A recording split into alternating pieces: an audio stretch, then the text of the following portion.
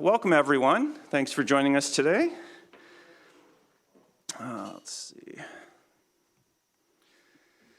I want to give a special thanks to the Sanford Burnham Prebys Medical Discovery Institute for once again allowing us to have our meetings here in this lovely and currently being upgraded auditorium. There's a new floor here to now go with the new presentation system that they have, and they're going to be completing the upgrades to the room in the next month. It's very generous for them to offer this space.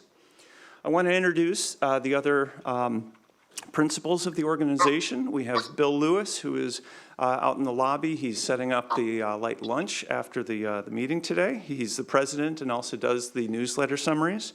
We have Jean Van Vliet, our director and treasurer. Steve Pendergast online, who's our secretary and newsletter editor. Bill Manning, director and videographer in the back. Myself, Aaron Lamb, director and facilitator. And John Tassi, our webmaster. And you might see my face up here a lot, but it's those guys that do way more work than I do every month. So please do go up to them and give them your appreciation one-on-one, if you would, please, because they certainly do a wonderful job for this organization. And of course, there's you, well over 900 members, and everyone is a volunteer. You can be as well. Are there any newcomers today? People here for the first time? Thank you for joining us. Yeah. On your way in, did you get a newcomer packet? Okay, perfect, perfect. All right. Yeah, the newcomer packet has a cover sheet for you to fill out with your contact information. Please make sure that you fill that out before you leave today, and we'll get you a phone call in the next week to discuss your situation personally from probably either Bill or Jean. The information kit also has a lot of articles and booklets in it, and as I said, you'll have a welcome call to be contacted soon. So we've already seen who's here for the first time. How many have been recently diagnosed? Okay, a few people. And how many have had PCA for less than 1 year? Okay, a couple of newbies still. 1 to 4 years. A few more. 5 to 10 years. A larger number of us. 11 to 15 years. Quite a few of us. And longer. Jean, how long? 21. 21. Anyone higher than 21? How many years? Oh, you're making me do math in my head. Oh, whenever that crap happened with that attack and when they killed one of those Oh my gosh. 2001? Wow, 22, I think, yeah, 23 years, wow. Well, the importance of doing that little survey is especially for the newcomers here, to realize that, as you saw on the first slide, prostate cancer is just 2 words. It's not a sentence. You still have a long life ahead of you. They say if you have to get some type of cancer, prostate cancer is a good one to get because there are such fantastic treatments available to us and with high good outcomes, good chances of overcoming it. How many are on active surveillance or have done active surveillance in the past? And how many have had surgery? Yeah.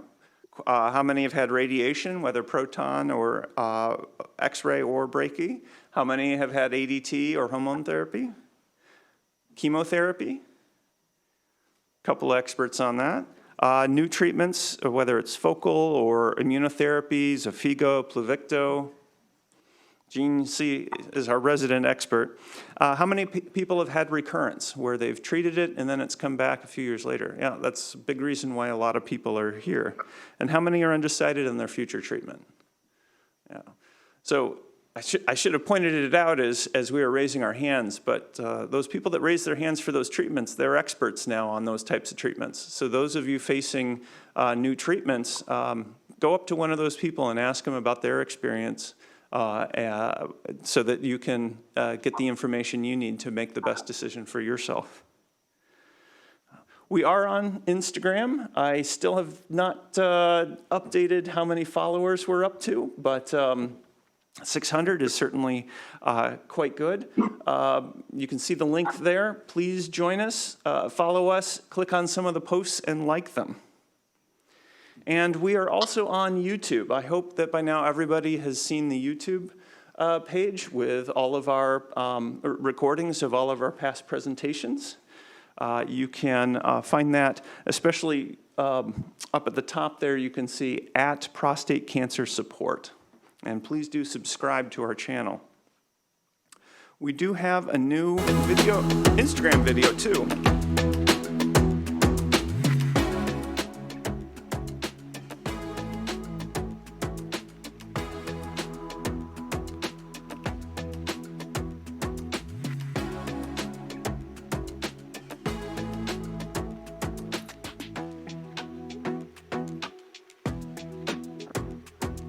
Seem to have lost the audio.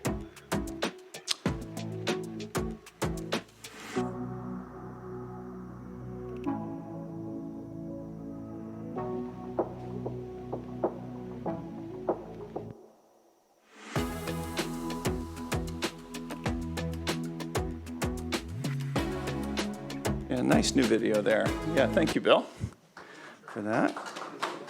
Now. Oop. And our support to you comes in many ways. Hopefully you've all seen the website, www.ipcsg.org. And as I showed you, you can also find us on YouTube. We also send out a newsletter.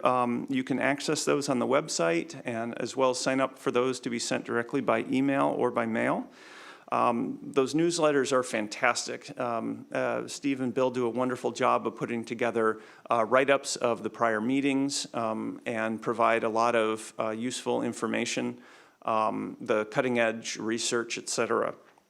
So please do check those out. You can get all the past copies on the website as well.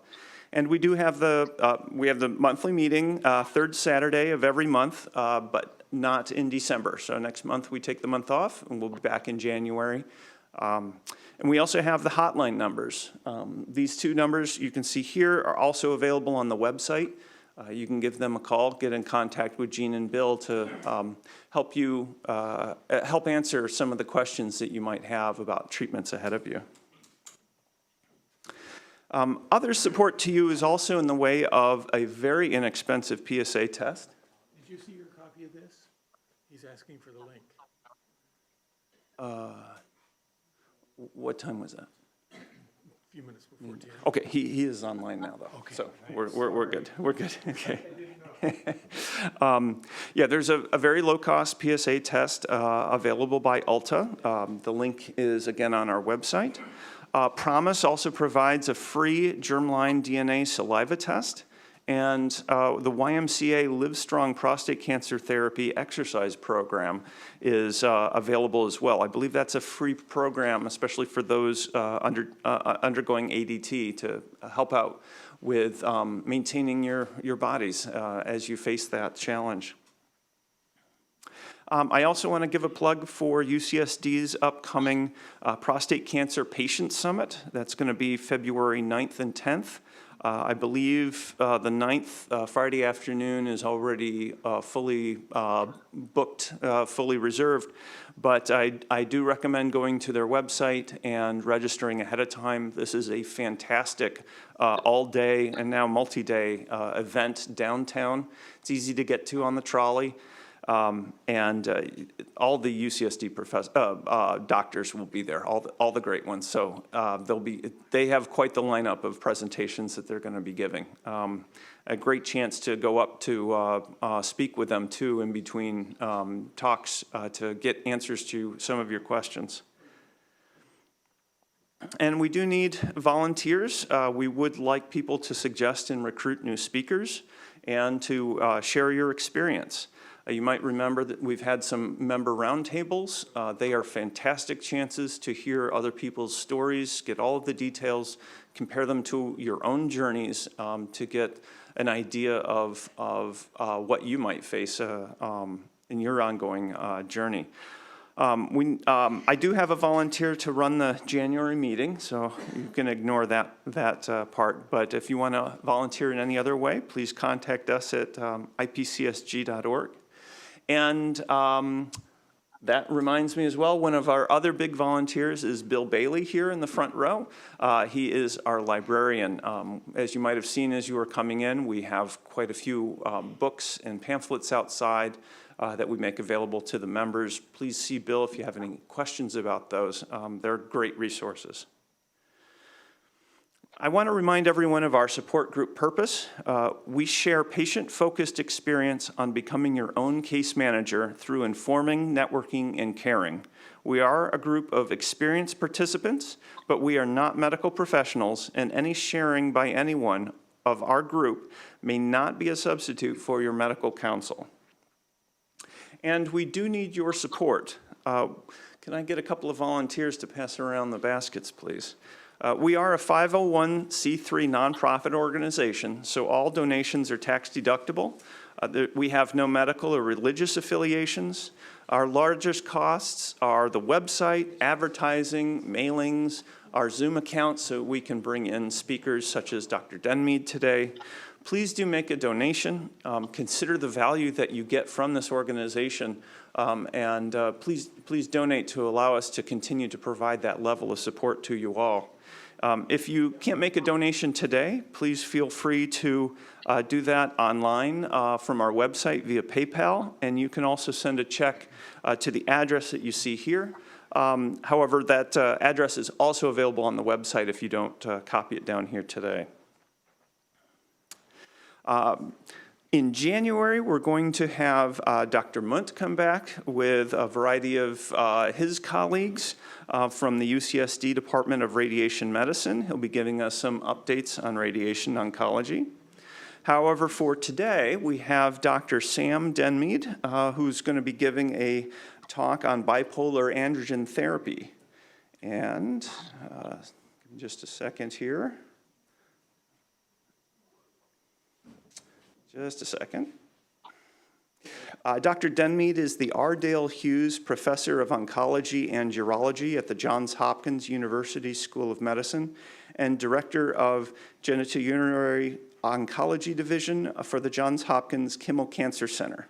His areas of clinical expertise include bladder cancer, kidney cancer, prostate cancer, and testicular cancer. And hang on just a minute, Dr. Denmeade, I need to get your shared screen over to our presentation screen. Hang on just a second. Are you hearing me okay? Yes, we can hear you just fine. And are you seeing my screen now with the beautiful view of the dome of Johns Hopkins? Yes, we can. So it's a pleasure to be able to speak with you today about the work we've been doing in this kind of a little bit counterintuitive, I guess, idea to treat prostate cancer. Thank you for the introduction. I'm really mostly a prostate cancer expert. I kind of joke with my patients that I'm very boring at parties because I don't know much about anything else but prostate cancer. So I'm going to share with you pretty much everything that I know in a way that hopefully you can understand about this idea. How to make my screen move forward. So just some things that I'm going to go through, a little bit of not knowing everybody's background.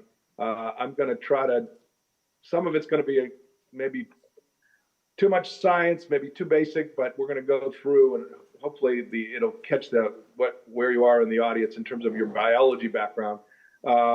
So just a little bit of background about hormones and why we would do this treatment, and then some results from some trials that we've done, some new directions, and then kind of a little bit of a different idea at the end because I get asked about that a lot.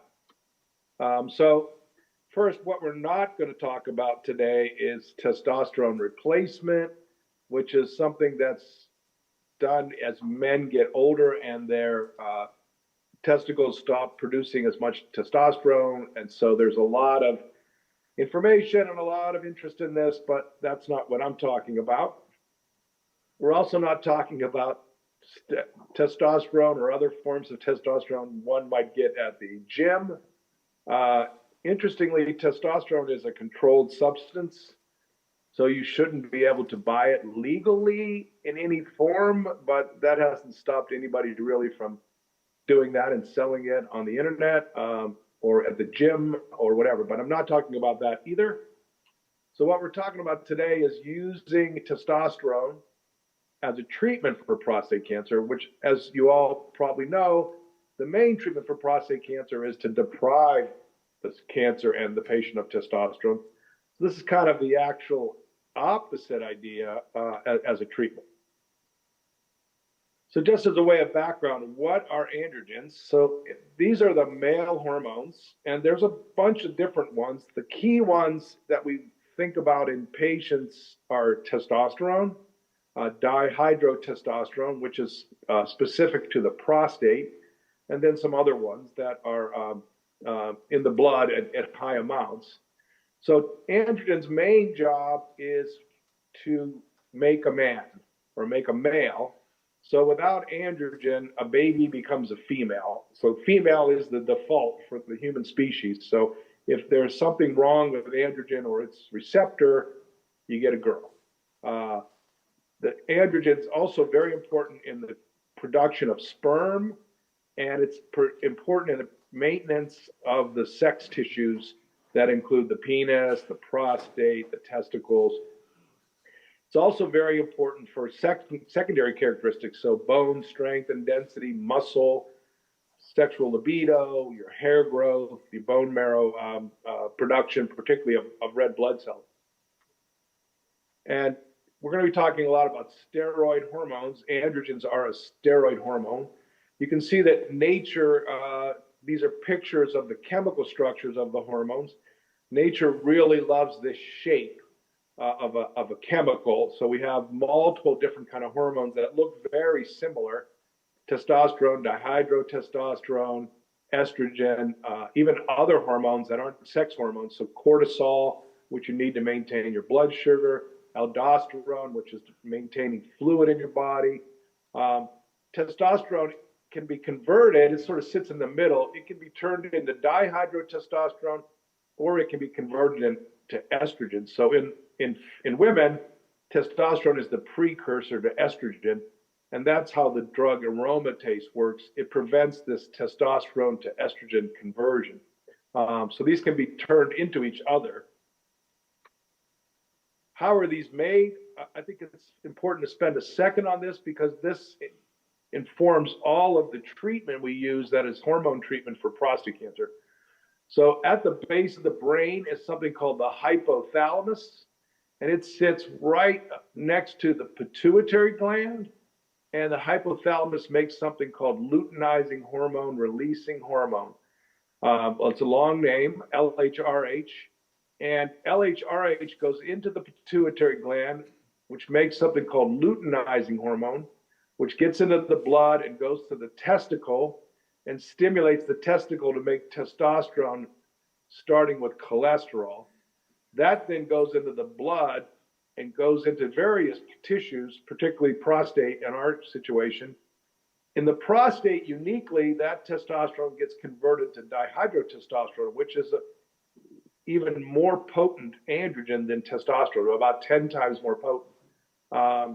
Now, all of these words have the word luteinizing hormone because most of this has been worked out in the female, and this is all part of the menstrual cycle. These hormones are also part of the menstrual cycle in females.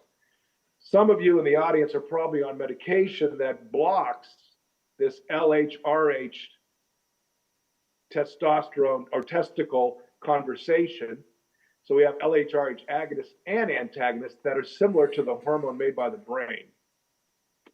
Prostate gland, I call it the devilish prostate because we don't really exactly know what the prostate does. It does make some of the fluid that's part of the semen, but you can take out the prostate and you can take out the semen and get fertilized eggs. So you don't need the prostate for that. Its job is probably to prevent bacteria and viruses from getting from the penis up into the testicle. But even though we don't know what it does, it causes a huge amount of problems for men. So most men, by the time they reach 80, have some type of benign enlargement of the prostate that makes it harder to pee. We see a lot of indolent, not clinically significant, but prostate cancer in young men at autopsy. So about 40% of men have some kind of prostate cancer, microscopic. And there's about 300,000 new cases a year of prostate cancer. So it's the most common cancer for men in the US and probably maybe one of the top cancers around the world. In the US, we have about 33,000 men who die every year. Next slide. And when I started here at Johns Hopkins in 1993, this was sort of the paradigm to treat prostate cancer. You got surgery and radiation. If your cancer came back, we gave you some type of castration therapy, either surgery or drugs. And then at some point, we had some other drugs that didn't work so well. And after that, unfortunately, you died. There was no other treatment. Click next. In 2004, we got docetaxel approved as the first chemotherapy for prostate cancer. We were excited by that. Next. And just click again and again. And you can see now in 2023, it's a very complicated story. We have lots of new hormone drugs, lots of other drugs, lots of different ways to treat the cancer depending on the stage and the complexity of the cancer. So we have a very broad palette of treatment now that we didn't have before. Next slide, please.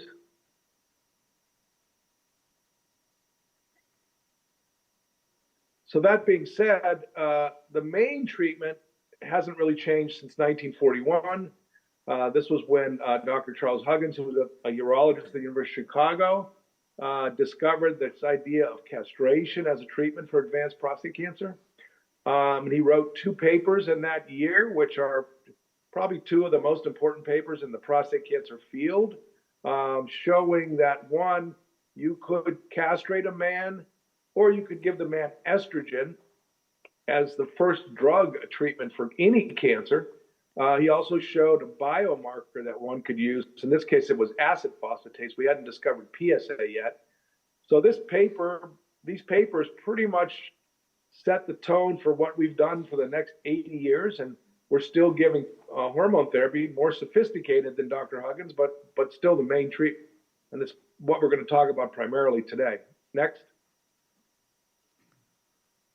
So getting back to this glove concept, again, there's 2 ways we can treat prostate cancer with the hormonal approach. Again, in all cases, we're basically trying to keep the glove out of the ball. So if you hit next, can you hit the next slide? Oop.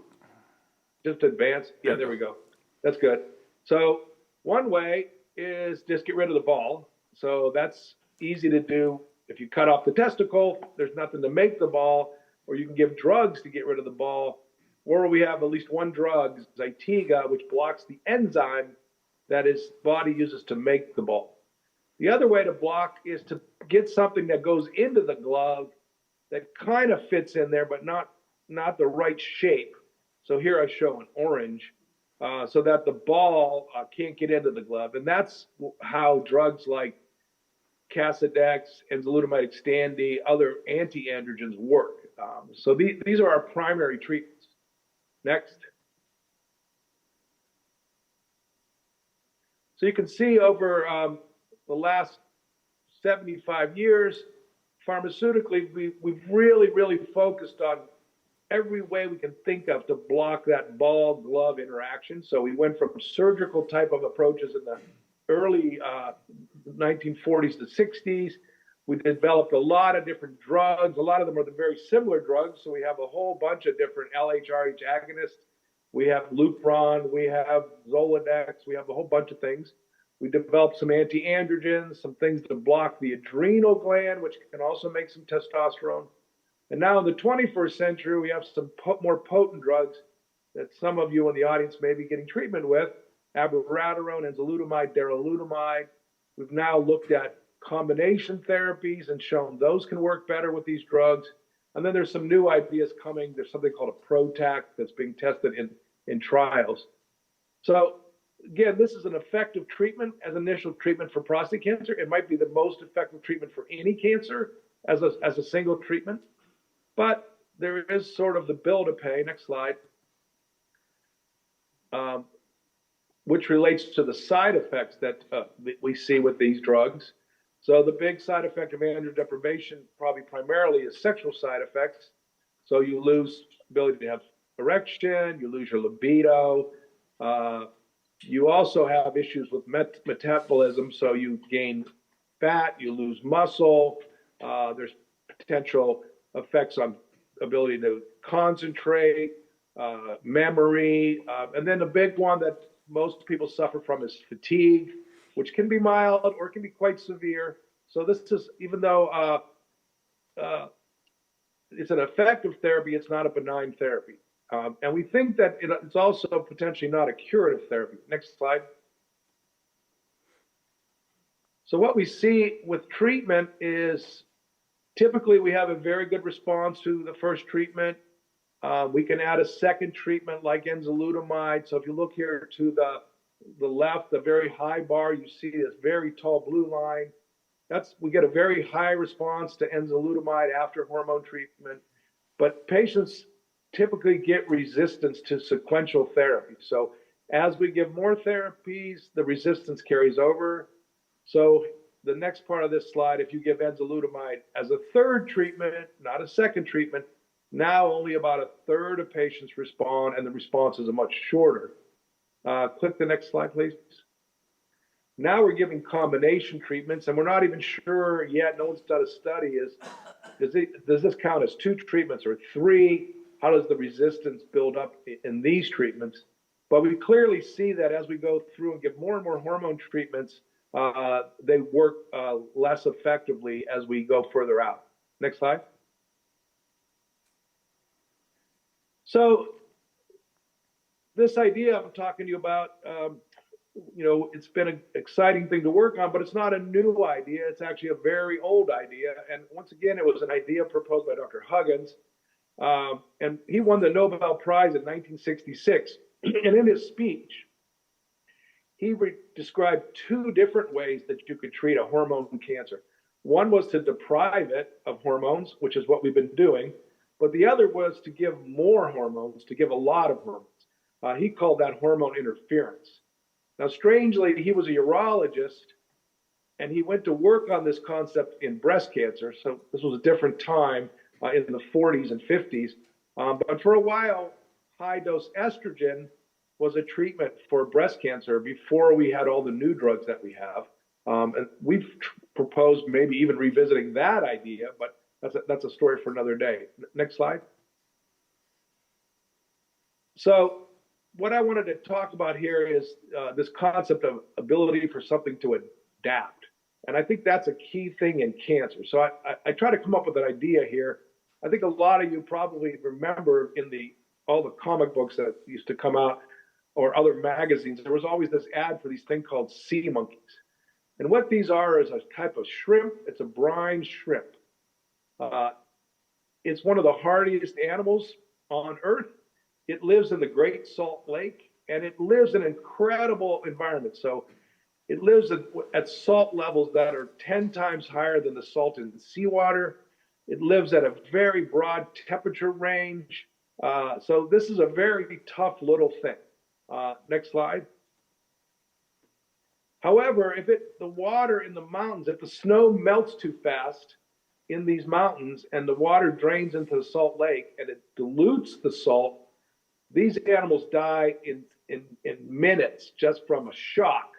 So their bodies and their systems can't adapt fast enough to take on this change in the salt concentration, and so they die. And so, next slide. So we think in prostate cancer, that's kind of what we're doing, is when we first give hormone treatment, it's a shock. The cancer cells are used to a certain level of testosterone, and then we suddenly take it away, and they're not ready to handle that, and most of the cancer cells die. So we see that testosterone drops quickly, patients get better quickly, their pain gets better, the cells die quickly, the PSA drops down, and looks very good. Then we get into this phase where there's cancer cells that are surviving, and they're sitting there, and we're giving them time to figure out how to grow again. And I call this an adaptation phase. We often can't even see the cancer at this point. Sometimes the PSA level 0, cancer looks like it's gone, and then the cancer starts to grow again. It's figured out how to live again in this new low testosterone environment. Next slide.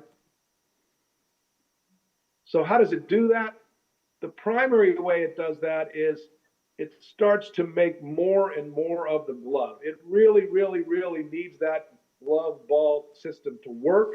And so over time, it starts making more and more and more until it finds, I call it a new sweet spot, a new happy spot that it likes, and then the cancer can grow again. Excuse me. Next slide, please. So if you look at, these are 2 tissue samples. The top one is from a patient's prostate who's never seen any hormone therapy. These little brown dots are stained for the receptor, for androgen receptor, this glove. So you can see it's there, fair amount of it, not a lot. The bottom is a patient who's been treated with primary hormone therapy and enzalutamide, and now we took a sample of a lymph node, and now you can't even see individual dots or cells. It's so much receptor, it's so high, it just becomes a big brown blur. And this is just an example we see. We've looked at many patients this way. This is what's happening over time, that these cells adapt. Next slide. So just can you hit the next one too. So early on, there was some experiments in animals that showed this effect. I call it the Goldilocks effect, that you could take cells that had really high glove levels. They've adapted now. And what was found is you could give testosterone and these tumors would shrink away. But over time, when they reached 0.3, they would get resistant again because now they had turned the glove back down and they would start growing again. So they, just like they can adapt to very low testosterone, they can adapt to very high testosterone. So that's going to be a problem as we try to use this new treatment because the cancer is very flexible and can change over time. And part of the idea is going to be to try to take advantage of that. Next slide. We can skip that one. Go to the next one. So we've been able to show, and others have been able to show in a variety of different ways in the lab, in animals, in tumors that we take from humans and put in mice, that although it seems weird, you can give testosterone and instead of making the cancer cells grow better, they die and they shrink and they're inhibited. We don't exactly know why. We think it's related to the fact that the cancer cell has very high levels of this glove, and we're suddenly flooding it with lots and lots of testosterone. So just like it doesn't like when it's really low, it doesn't seem to like when it's really high either. Again, getting back to this Goldilocks idea, it likes it to be just right. So we're taking advantage of the cancers over adapting as a treatment. Now we think when we do that, different things happen when we give testosterone. We can break the DNA. There's growth signals for the cell that turn off. The cell starts to become more like a normal prostate cell, so it doesn't grow as fast. It's not as aggressive. We put a lot of stress on the cell, and sometimes that causes the cell to die. Next slide. The other thing we learned along the way that the amount of the testosterone is important. So if we give a little bit, we actually don't have any effect, or the cells grow a little better. But as we give more and more, as you go down this curve, you can see the line going down, down, down. As we give more testosterone, the cells grow less well. Next. And then if you look under the microscope, the top is what a cell looks like under the microscope. They just are these spindly, happy cells. When we give a little bit of testosterone, they're still spindly, happy cells. And if you get to the bottom where you give a lot, You can see all these little pieces of cells floating around. There's these rounded cells. These are cells that are dying. So they don't like the high stuff. They're okay with the real low stuff. So part of the strategy here is you got to give a high amount, we think, for this to work. Next slide. So our hypothesis here that we developed from all this data from the lab was maybe we can give guys high amounts of testosterone and it would actually have a clinical benefit. And then over time, these men maybe would turn down their androgen receptor, this glove level, and maybe they would be sensitive again to low hormone therapies. So going around this circle, they start off with a small amount of glove. We give them hormone treatment. They adapt and make a lot of glove. We give them testosterone. They respond, and they adapt again with low, and we can keep going round and round. So that was our idea initially. Could we take these guys who have adapted and give them testosterone? Next slide. So, of course, this was a crazy idea, and we had a lot of hard time getting anybody to give us any money to test this idea. And I like this quote from Albert Einstein that for any idea that doesn't at first seem insane, there's no hope.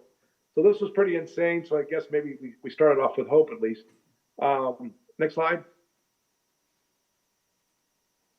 So we came up with this concept of bipolar androgen therapy. It's a name we made up to reflect the fact that we're going to take men from a low testosterone to a high testosterone. That's this blue line over a treatment cycle. So we're sort of between the polar extremes of low and high testosterone. It has nothing to do with bipolar disorder, although I do get a lot of invitations to psychiatry meetings now because this is part of what I work on. So this is a name that, I don't know if it's the best name, but it also gets shortened to BAT. And we've used BAT in a number of the names of our trials. So our idea here is that at high levels of testosterone, the cells with high levels of that glove, that receptor, are going to be vulnerable. And when we drop back down to low levels of testosterone, the cells that have made the glove level low will be vulnerable. So they'll be sort of vulnerable on either end. The way we've achieved this is to use a drug called testosterone cypionate. This is a form of testosterone that's kind of an old form that's injected into the buttocks. It's a very cheap generic form. It's maybe somewhere between $20 and $50 a dose. And it's the one preparation of testosterone that's FDA approved, available, that we could use to get these high levels. It's much harder to get these high levels using gels and other ways we can give testosterone, which are more designed to give normal levels, not super high levels. Next slide. So we did a first trial of this idea many years ago, and we were able to do this because a patient of mine, whose name was Bruce Hunsicker, started a foundation called the 1 in 6 Foundation. It was based in Akron, Ohio. And he raised money to help our group with some of the research we were doing in the lab. And Bruce also suffered from prostate cancer and eventually died from it. He, at the end of his struggle with prostate cancer, he asked me if I could do a clinical trial. And he gave me, it wasn't a lot of money, but it was enough to do this small trial in 12 patients. In this initial trial, we gave testosterone, and we also gave guys a chemotherapy drug called etoposide. And the reason for that was we were seeing testosterone cause breaks in the DNA in the cell, and etoposide blocked the cell's ability to repair the breaks. So we thought these two would go well together. As the trial went on, it looked like most of the effect was coming from testosterone. So we gave patients a couple cycles of both, and then we continued them on testosterone alone. We had pretty low expectations for this idea, but we definitely wanted to give it a try just because of the data. It looked so good in the laboratory. Next slide. So to our surprise, we started to see patients like this, whose PSA was going up. We started giving them the treatment, and usually at the beginning, in some patients, there's a spike of PSA before it starts to drop. So in this particular patient, we were able to give him testosterone, not just for 3 cycles, which was our original plan, but for a year and a half. You can see this gentleman had very big shrinkage of a bunch of big lymph nodes that he had.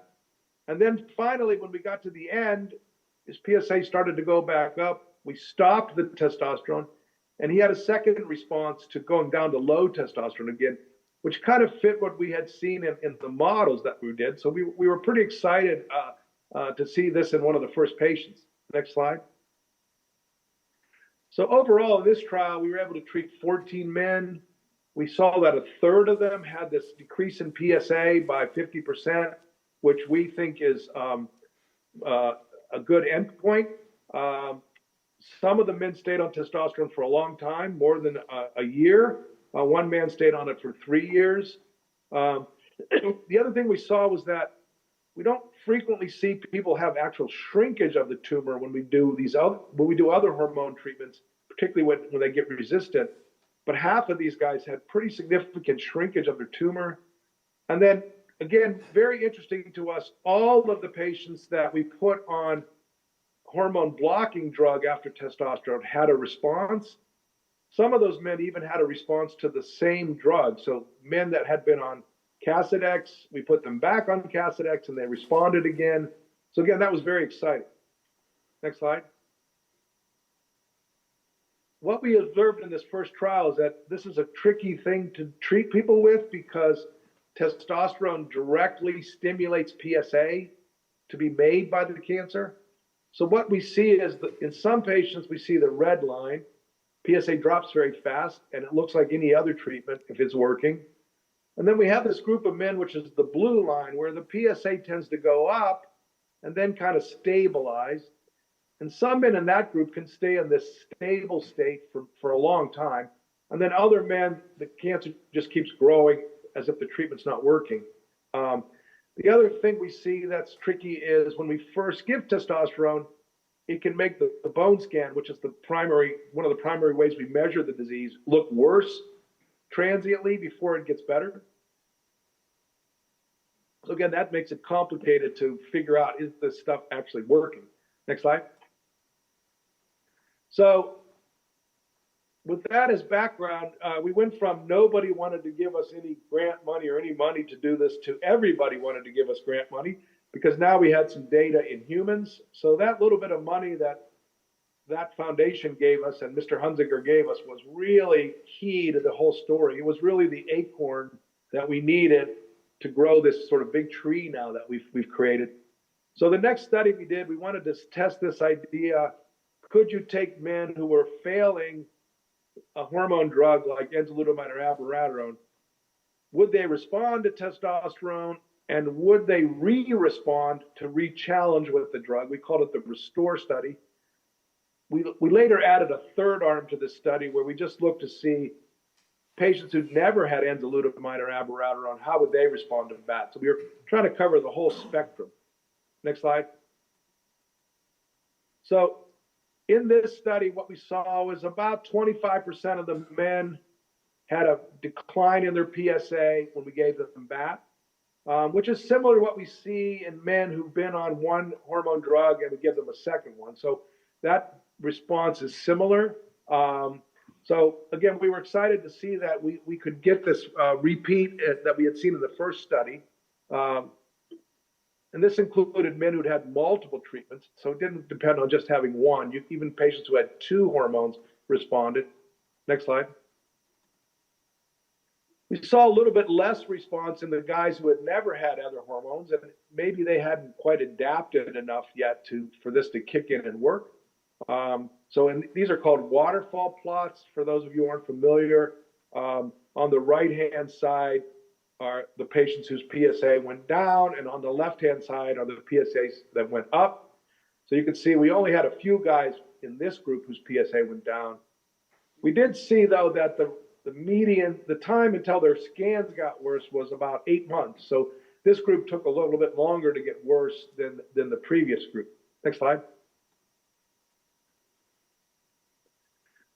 In terms of side effects from BAT, it was very well tolerated. These were mostly very low-grade side effects. So primarily men developed some Sexual side effects, so breasts got a little bit tender. We had a few guys have a little bit of growth of the breast tissue. Some men had some swelling in their legs, some hot flashes. We didn't really see big problems with the urinary system. We did note that some men, usually after the first cycle of testosterone, get sort of this achiness, like almost like a flu feeling in their muscles and joints that usually goes away with later cycles. And then if we look at serious side effects, we saw a couple things in individual guys. So we couldn't really tell for sure, was this from the testosterone or just these are older men with cancer who can develop problems. So we kind of paid attention to this, and we're going to look for this in a signal in later studies. Next slide. So the other study we did at the same time, based on a very large grant we got from the Department of Defense, which funds prostate cancer research. Here we wanted to see head-to-head what was better, testosterone or anti-testosterone, really. So this is a weird study because we're comparing two treatments that are exactly the opposite. One is testosterone androgen, and one is an anti-androgen. So we called this study the Transformer study. These were patients who had hormone treatment and then had abiraterone and then got worse. And we wanted to see, was testosterone better than enzalutamide? We also let the guys cross and switch to the other treatment because we wanted to see what would happen when we did that. Next slide. So what was, next one. There you go. So what was remarkable here was we didn't see that BAT was better than enzalutamide. But what was remarkable to us, it was identical. So even though it was the opposite, we saw the same time to the disease getting worse, about 6 months.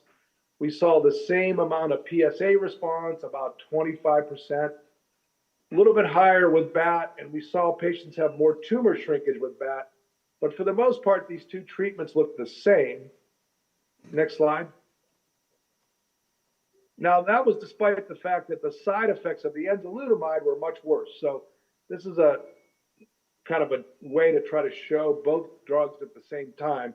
So what we saw with the enzalutamide, kind of what we would have expected, more fatigue, more systemic problems like headache and loss of appetite, nausea, those kind of things.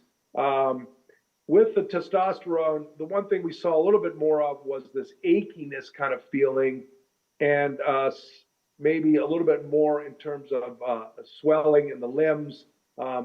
Again, most of these side effects were very low-grade side effects.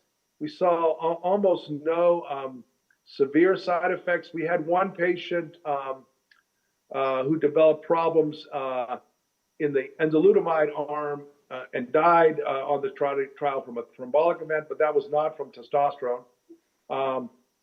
We did have a couple guys faint from the injection in their butt, which was kind of strange to me, but that got counted as a more severe event. Next slide.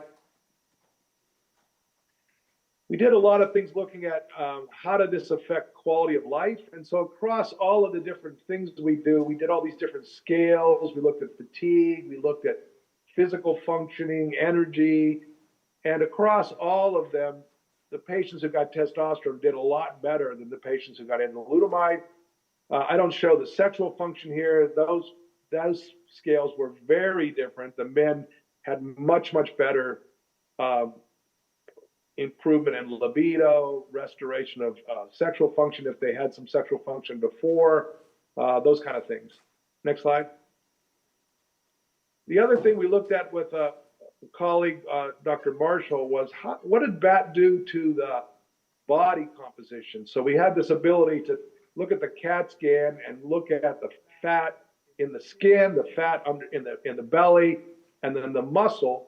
And what we saw was after 3 months of BAT, we got about a 10% reduction in fat and about a 12% increase in muscle, which we thought was significant.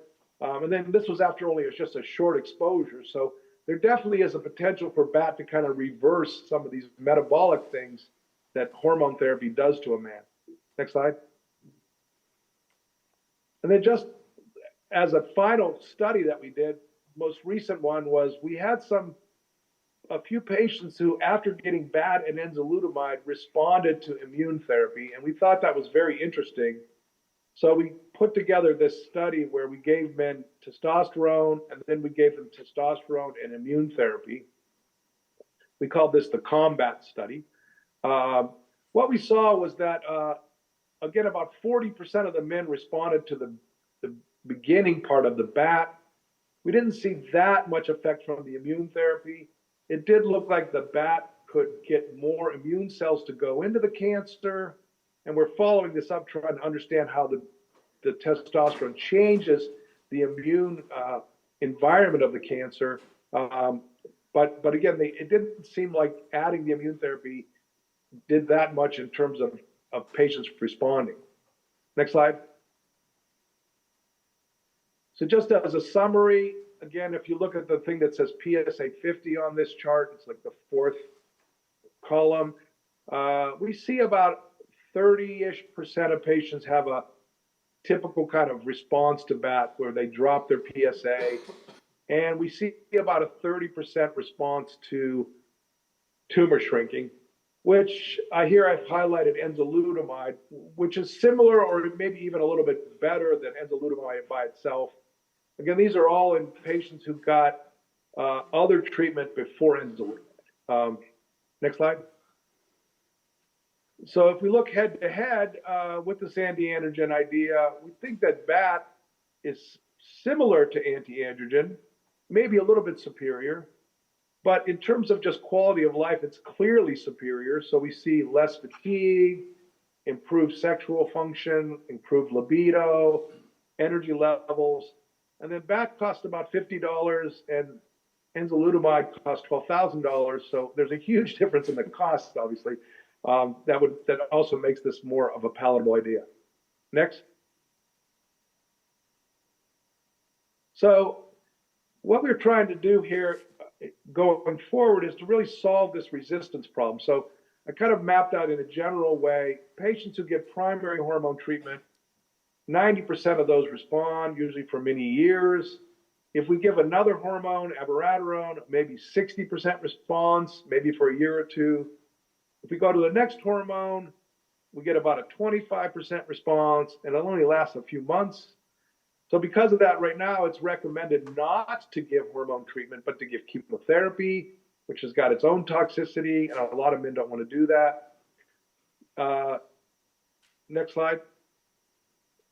Go ahead and just click one more. It stopped. Okay.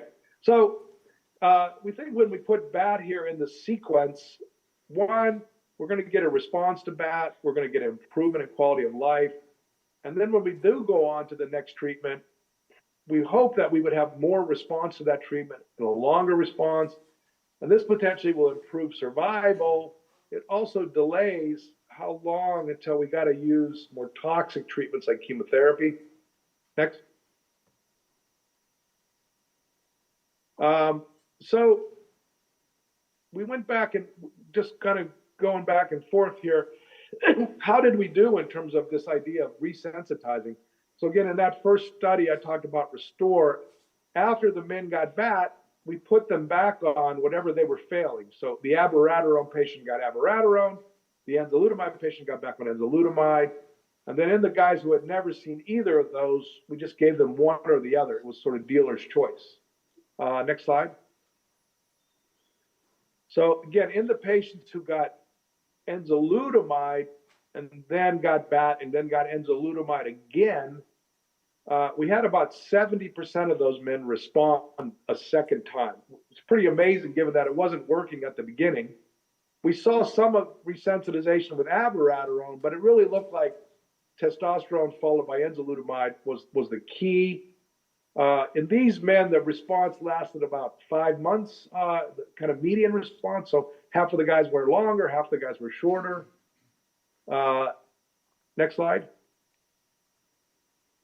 So in the guys who had never seen abiraterone or enzalutamide, when we gave those guys those drugs after BAT, we had a really incredible response, we thought. So almost all the patients had a really good response. Many of the patients had a complete response, so their PSA went to 0. Again, the duration of that response was about 3 years on these drugs. The time until the if you added the BAT and the test and the anti-androgen in it, it was almost more than 4 years response. And 90% of these patients that we treated are still alive, and we've sort of looked at like 3 years so far. So we really don't even know how long our survival is. We're about 5 years watching these guys. Next slide. So to put that in context, if you look at the trials where abiraterone and enzalutamide got approved, the PSA response is in blue and orange here. And then our response on this arm was in gray. So you can see we did better than those drugs using this sequence. And if you just look at our survival, those patients survived overall median of about 3 years. We're now at almost 5 years, and we still don't know how long the survival is. So we think this sequence really is the key to the story here, giving testosterone in sequence with hormone therapy. And going forward, that's really what we want to study. We're focused on learning about BAT and how people respond, but we're really focused on how to do better with overall response. Next slide. So we looked at this also in this transformer study. So in that study, patients were able to go from BAT to enzalutamide or from enzalutamide to BAT. So again, the patients who got enzalutamide right after they got abiraterone, about 25% responded. But if they got BAT first, we had about an 80% response to enzalutamide. Those patients who got it after abiraterone only responded for 4 months. If they got BAT first, they responded to enzalutamide for almost a year. And then it also looked like we improved the survival of those patients to the right here.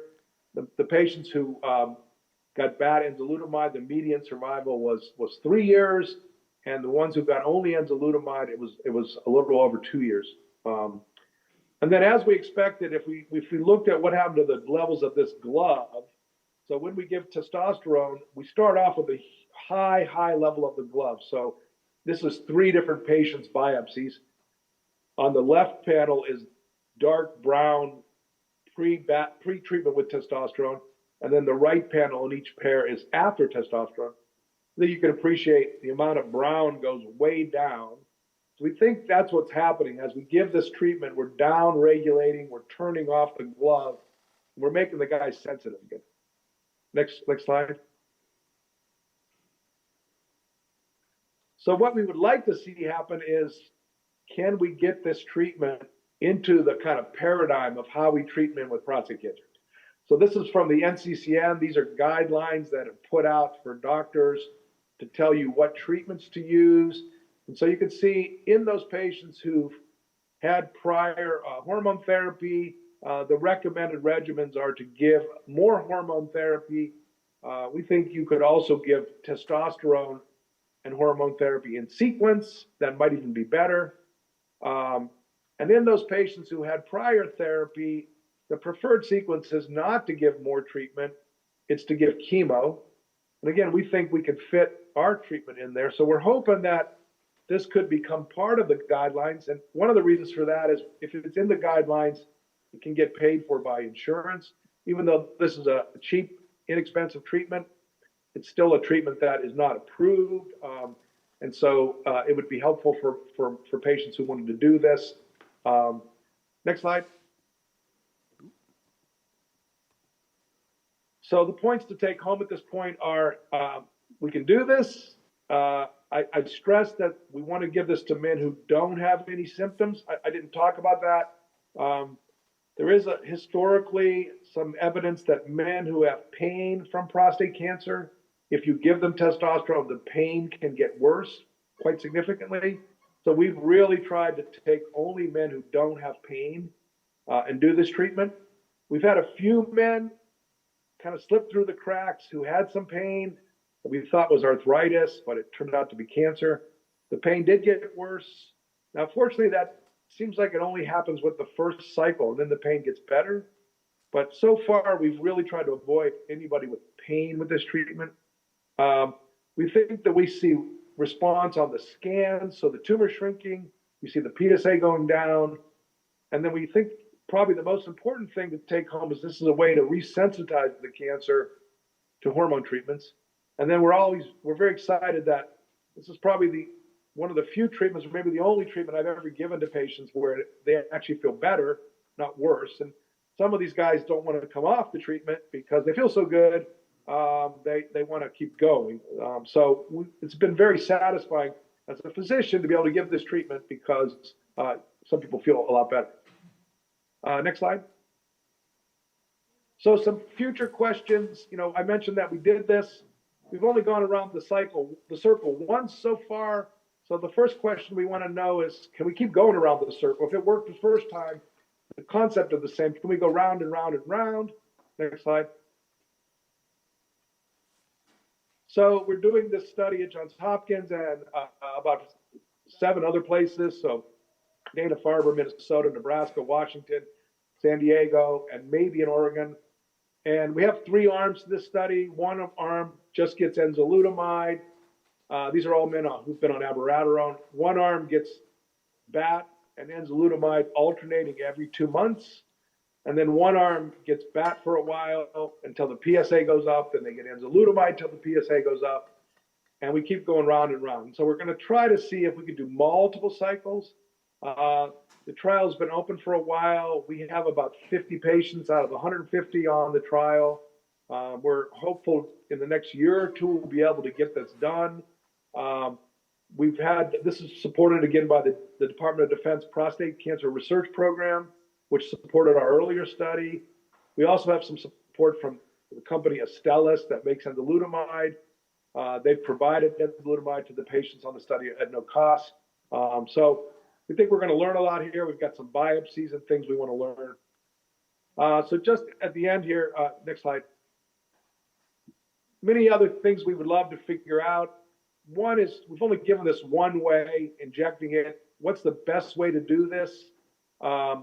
We have a trial I'll mention briefly where we're given this as an oral preparation. There's an oral testosterone that's been approved for men with low testosterone. And we've been able to get that medication to test. We've also been looking at combining the testosterone with other things. One of them has been, because we see this DNA damage, could we combine it with the DNA repair drugs? We see the bone scan get worse, so we thought maybe we could combine it with Xofigo or radium. Maybe we'd get more radium in the tumor. We've been looking at metabolism, and I mentioned this immune trial that we did. Next slide. So one problem is, ideally, this is what BAT should look like. Next slide. Practically, this is what we see. Some men, the testosterone goes down a lot. Some men, it goes down a little. Quite variable. Next slide. Our idea with the oral testosterone was you could have a high testosterone and then stop, and then you have extremely low. So you can really control the testosterone in a way between high and low. So that trial, next slide, is called the Acrobat trial, and it's ongoing at Johns Hopkins. And again, we're basically giving men testosterone for a week on, a week off. So this is very rapid cycling, as opposed to every month, which is what we've done before. This trial, we're also looking to see, with this oral drug, can we even hit this level of high testosterone in the blood? We've treated about a dozen patients on this so far, and so we're hopeful to have some results soon. Next slide. I did want to comment on this briefly because I get a lot of calls from patients all over the planet about this, about different ways, about doing BAT treatment. This gentleman, Russ Hollier, I point out to you, has written a book. For those, I haven't read his book, and I'm not trying to, Russ doesn't give me any money if you buy his book, but he has described his experience. But Russ and other folks have also looked at, on their own, other ways to do this. And so there's another form of testosterone called testosterone propionate.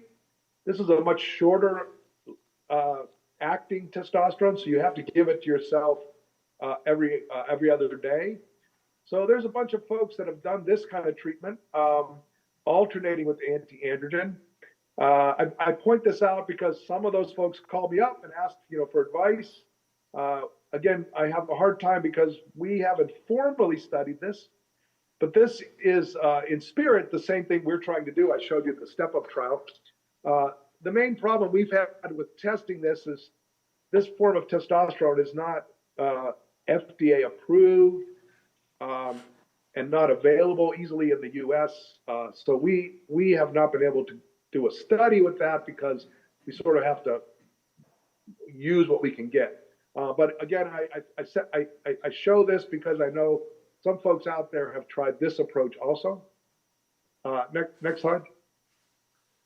I briefly mentioned this radium study. I just want to shout out to Dr. Isaacson Bello, who is an oncologist that trained with us, who's now in Brazil. So we're doing this study between Johns Hopkins and Brazil, looking at giving radium and BAT together to try to get more radium in the cancer, to take advantage of this flare.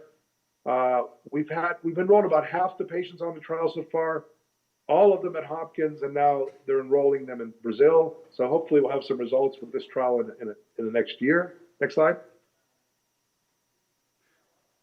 The other thing we've been looking at is, this is a complicated thing to understand, and I don't even understand it, but this is looking at gene mutations and gene changes across a huge number of patients. So every one of those little lines is a patient, and then going down the column are mutations. On the far right, you can see that the androgen receptor, the glove, is the thing that's primarily changed. So in most patients, it's amplified, it's increased. But there's another target called MYC-MYC that's also increased and seems to be important in prostate cancer. So far, there's no drug that will block MYC. So we've been thinking about ways that we might be able to attack this problem. Next slide. So one of the things we observed on our trial is when we give testosterone, the MYC level, again, going back to these brown stains on the upper left corner, you can see the MYC level in the cancer is very, very high. And when we give testosterone, this cancer stops making it. And MYC is one of the main genes that drives growth. What we found in the next panel is the lower we can make MYC go, the better response we get. So the patients who had the very best response had 100% or almost 100% decrease in MYC. And when we do that, we see those patients who have that very low MYC if we can get it low, they do much better. So we've been thinking about ways to lower MYC. There are some drugs that interfere with how MYC is made, and we thought if we could add those together with this bad idea, they might work better. So in this experiment I show here, you can see that the red line there is how low MYC goes, the black versus red when we give testosterone. The blue line is when we give this inhibitor. And then the last line is when we give them both together. It's completely gone. So we've proposed a study called COSMIC. And this is part of a grant that we've submitted. We've gotten a collaboration with this company that makes the drug. They're willing to give it to us, but we're trying to get some funding to do this trial. So this trial is right now on paper. It hasn't started yet. Next slide. Another thing we've observed when we give testosterone to prostate cancer cells, a lot of metabolic things change. This is a complicated slide for anybody to understand, but basically the panel to the left, if you look at the things that are on the right-hand side, the red dots, those are things that go up. And on the left-hand side, the black dots, those are all the things that go down. What we noticed is a class of chemicals that are called polyamines. These are made in very high amounts by the prostate gland. They're very important for all kinds of different things in the cell. We think that when we give testosterone, these things get turned on to protect the cell from the damage from testosterone. We found that there's a drug, it's a very old drug, It's been around since the 1970s. It's used to treat African sleeping sickness. It's called DFMO. And we found if we combine DFMO with testosterone, we get a better result. So if you look at the red lines in that upper graph, that's the combination versus the blue lines. The bottom panel is when we combine these in an animal. The green line is the combination, so it's the best effect. Next slide. So based on that, we found a company that makes DFMO and a clinical grade, and we've collaborated with them. We were able to get some grant money from the Prostate Cancer Foundation, and we designed this trial, which we call the APEX trial, where we're going to combine testosterone with this drug DFMO, and we're going to alternate with enzalutamide. That trial just opened 2 months ago, and we're very excited to see how that's going to work. There's some evidence that DFMO may also affect the immune system in a positive way, so we're going to study that in patient biopsies. I think I probably should.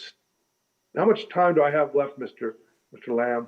I don't want to go over time. Well, maybe we can wrap up in about 5 minutes, and then we'll take questions after that. Okay, well, I think I'll go real quick through this. So the last thing, because a lot of people email me and ask me, well, what about using BAT like at the beginning of the whole treatment? Can we use BAT with hormone therapy before it gets resistant? Maybe makes the cancer stay sensitive longer. Can we make it into this kind of intermittent strategy where we give androgen deprivation for a while, we give BAT for a while? Go down a couple slides. I'll tell you when to stop. We'll skip over some of these things. This is just some background stuff. Go up one to the picture of Batman. Right. So a couple of years ago, we did this study called Batman, and it basically was looking at this idea. Can you give hormone therapy and then testosterone and then hormone therapy? And we were trying to see at the end of a year and a half, were people going to still be sensitive to hormone therapy? Next slide. And so what we found, we did 33 patients. We guessed that about 40% would still be sensitive to hormone therapy. And we thought if we hit 60%, we would pop some champagne and be happy. Next slide. And so what we saw was we popped some champagne. About 70% of the men were still sensitive to hormone therapy after a year and a half. Most of the patients who responded, who got to the end and who were still sensitive, have done really well. Most of them are still alive after 8 years. We don't really know how long they're going to live. We haven't hit that median, middle survival. The guys who didn't respond, unfortunately, they didn't live as long. They not getting that, being resistant at a year and a half was a bad sign. So only about 10% of those men are still alive. Next slide. Go past that one. It's again, as we expected on this treatment, when the men were on the BAT, they felt much better, less fatigue, sexual function came back, more energy, etc. And then the other thing we observed, next slide, when we put these men on, when they eventually went on to get hormone therapy like abiraterone and enzalutamide, they had a tremendous response to those treatments. So they were really sensitive to them. So the median time to the PSA getting worse was about 21 months. And if you look at the trials where they just gave the enzalutamide or abiraterone up front, the effect was only about 11 months. So we've kind of doubled that effect by giving the testosterone first. These drugs last twice as long. And next slide. I think we'll skip this. Next one. So again, this is just a summary of that. Again, this was, we thought, favorable. Most common side effect we saw was some swelling. The quality of life was much better. Next slide. And just click one more time. One more time.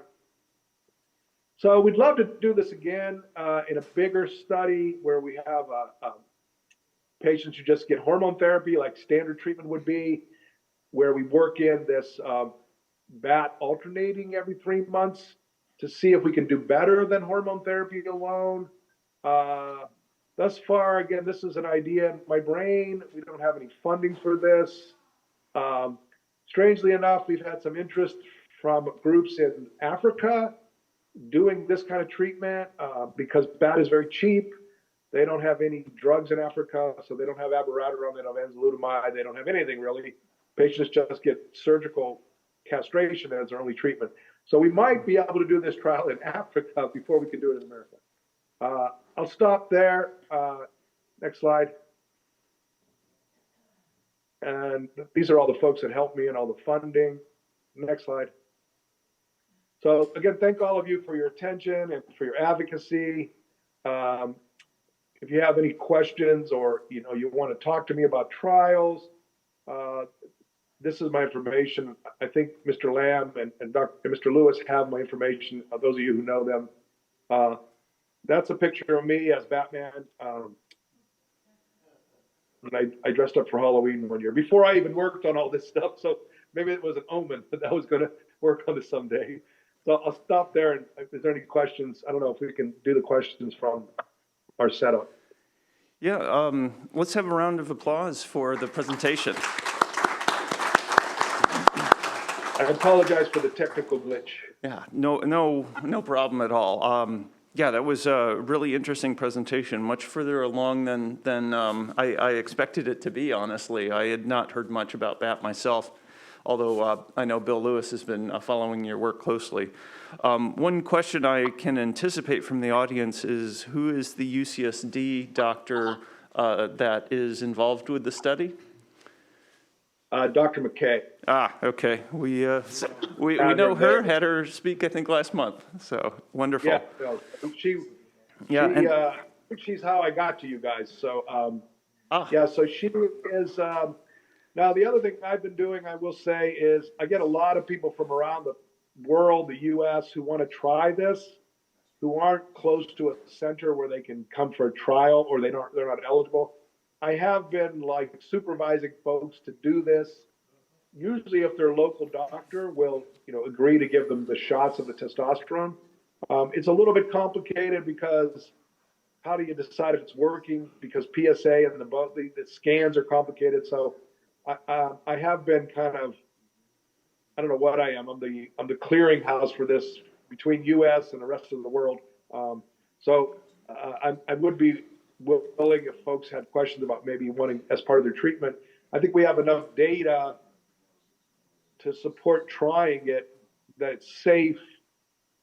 I guess I should have mentioned that we're giving high dose, but the dose we're giving is an FDA approved dose. So we're not going higher than that. It's just the highest dose that's approved that's safe. Gotcha. And as an engineer, I certainly recognize the benefit of a reset button in my design. So it's so nice to be able to essentially reset the cancer to be sensitive to the enzalutamide and abiraterone again. That's a really, really neat thing that you found. All right, questions. We'll start here. Yeah, can you just, are you aware of the upcoming prostate cancer summit by UCSD in February of next year, and maybe you can talk at that summit? Can you repeat that? I didn't hear that. Oh, sorry. Here. Can you hear me from this microphone right now? Okay, it sounds I heard like something about UCSD.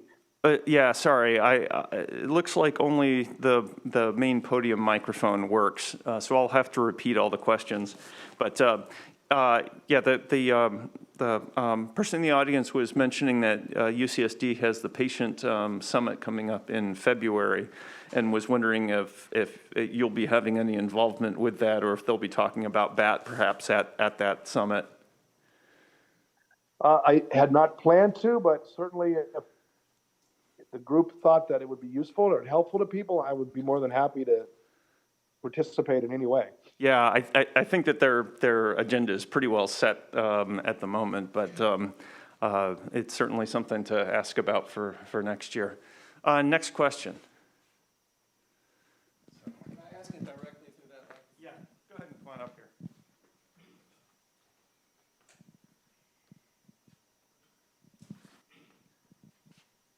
My concern is pretty much whether you can really predict or know about androgen deprivation resistance, because I had an experience where I was on Leuprolide for several months, and of course I didn't like the adverse effects, and I was informed here, fortunately I didn't realize that Orgovix was the oral type of medication and was just recently FDA approved, and I thought that was great, no injection, and so I did convince my oncologist to prescribe it. Fortunately, I did have the coverage because it's very expensive medication. And except for the loading dose, which was pretty much adverse effects, I had none at all. I said, this is great. I got oral medication, and turns out that after 2 months of the Orgovix, my PSA still kept rising. So my oncologist said, you should go back on the Leuprolide. So his concern and my concern was I was androgen deprivation resistant, and I thought, well, then I'm going to be androgen deprivation resistant to the Leuprolide as well. Well, it turns out that I wasn't, because after a month of the Leuprolide, my PSA went down significantly. So my question is there a way to detect whether you are actually androgen deprivation resistant, or can you be resistant to just one type of androgen deprivation therapy as compared to another one? Because I did see something yesterday as I was reading an article that was pretty much, it was a study from Cedars-Sinai that explained a possible reason for resistance is that adenocarcinoma cells, which are less aggressive, can become neuroendocrine cells, which are more aggressive. And there's a simple blood test to detect the amount of glutamine in the plasma, because glutamine has been shown to be in higher concentrations in patients who are with more aggressive cancer cells. Do you have any comment about that? Yeah, so there's a couple things to unpack there. Let's start with the Orgovix to Lupron thing. We're just kind of getting our feet under us about what to expect with Orgovix. So one way to kind of easily figure this out is, if you're on Orgovix and you're progressing, the easy thing is just to check your testosterone level. One issue would be, are you actually suppressing your testosterone with the Orgovix? And it's possible that you weren't, and so when you switched back to Lupron, then you were. So that would suggest you weren't androgen deprivation resistant, you just weren't getting androgen deprivation from the Orgovix. I'm glad you mentioned that. If I might add, if I might add that my testosterone in both respects showed that it did not go down, either way with the Lupron, Leuprolide, or the Orgovix. It stayed pretty level consistently. It stayed what level, I'm sorry? It was pretty normal, within normal range consistently. So you weren't castrated by those treatments? The testosterone did not go down or up, and the PSA did come down significantly when I switched from the Orgovix to the Leuprolide. Yeah, so, again, if your testosterone was unchanged and low, then there's something weird there that I don't understand. Orgovix is kind of, we're just beginning to use it. You brought up the issue with insurance, so a lot of our patients can't get it because they won't pay for it. In terms of a test for androgen deprivation, really the best test we have is PSA, I think. So when patients become resistant, usually the very first thing that changes is the PSA starts to go up.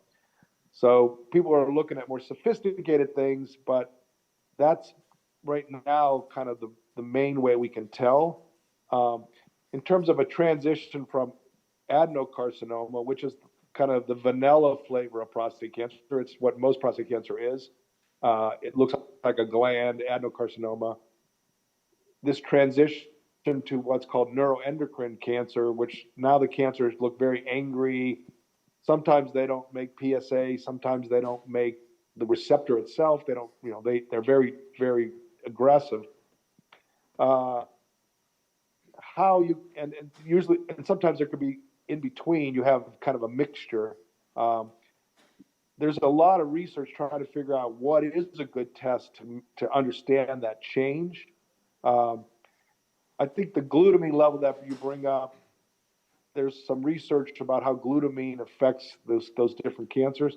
I don't know how good something like a glutamine level would be in terms of sensitivity.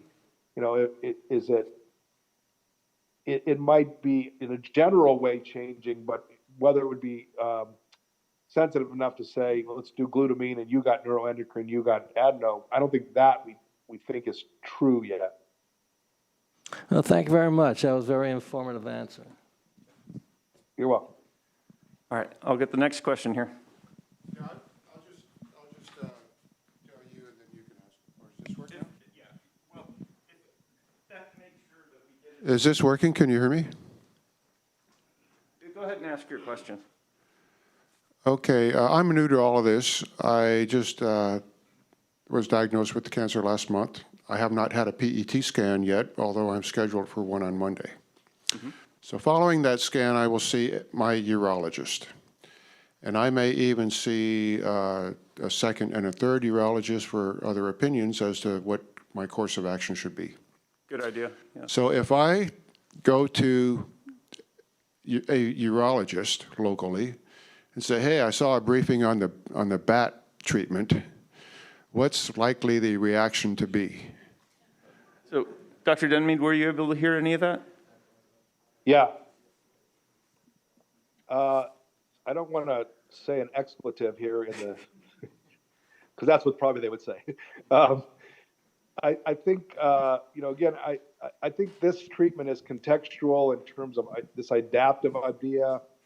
So, in the case of a patient who has a localized cancer, who potentially can be cured by surgery or radiation, that's what you should do. You don't want to mess around with that. The worry would be that potentially could cause the cancer to grow. At least that's what the urologist would be worried about. So I think under no circumstances would they even consider it. And I don't think I definitely wouldn't advise it either. I think if you have a cancer that is thought to be curable by that treatment, then that's what you should do. We don't have any data, and just conceptually, I don't think that would work in that early stage. It's really designed more for when people get more resistant to the cancer. I think at the early stage, the cancer is maybe stimulated a little bit to grow by testosterone and blocked by anti-testosterone, and then over time it flips and it becomes more sensitive to testosterone and resistant. But at your early stage where you are, I would definitely, now again, surgery is one option, various flavors of radiation are another option. So those are other things to consider, but I would definitely not. And in the radiation world, the standard of care is to give hormone blockade. So I don't think any radiation oncologist would do the opposite. There's a lot of strong data that radiation and hormone blockade, hormone therapy, is the best thing to do with radiation. Whether it's better than surgery, no one's done head-to-head. The surgeons they're right now just doing surgery. They're not adding hormone therapy or anything. It's just surgery. So those are options for curing you. So I would mess with that, with testosterone in that setting. Other questions? Okay, I don't, one more question in the audience here.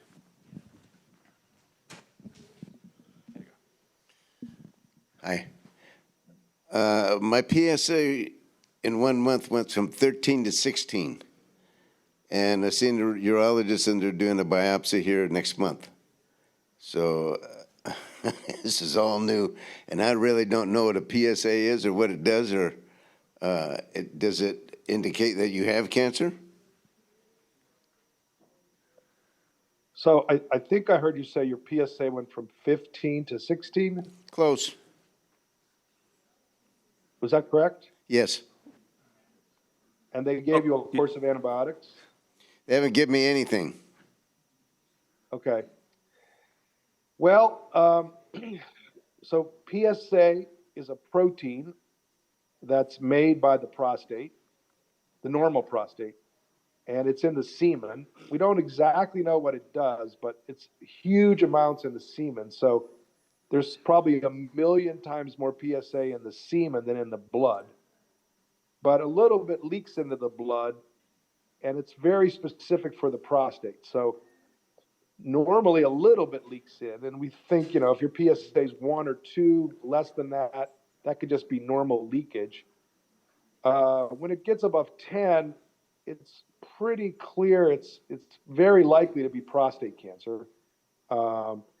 Occasionally men will have prostatitis where they have an inflammation in their prostate. Sometimes it hurts when you urinate. Sometimes you feel pain in your pelvis. And so often the urologist will give you a course of antibiotics just in case it's prostatitis, and then they'll repeat the PSA. And if it comes down, they were smart. And if it stays the same or goes up, then you probably need a biopsy. So I would think in your case with 15, 16, that would require a biopsy to rule out prostate cancer. And unfortunately, I think, the benign growth of the prostate that men get, that can also make PSA go up. But usually it doesn't get up above 8, 9, or 10, even when the prostate's quite large. So when it gets higher than that, there's a much higher chance it's cancer. Now, it could be low-grade cancer, so it's not the end of the world, but it's more consistent with cancer. Yeah, thank you for that answer. And let's have another round of applause for Dr. Denmeade. Yeah. Well, so I think we'll thank wrap you it all, up. and I really, I hope that was a lot of information to throw at you. I hope you got something out of it. And again, my email there if you got questions later. If you want to participate in a trial, you're out in California. So right now, I think the only trial of testosterone would be the one we're doing with Dr. McKay. We're hoping to do more stuff down the road, but that's what the trial she's participating in with us. I really appreciate all of you for just taking the time to come out and listen, and for advocacy for the field, and for those of you under treatment, I wish you luck. Thanks so much, Doctor. Yeah, we appreciate your time too. All right. Okay, have a nice weekend. All right, thanks. You too. Bye-bye. Okay, bye-bye.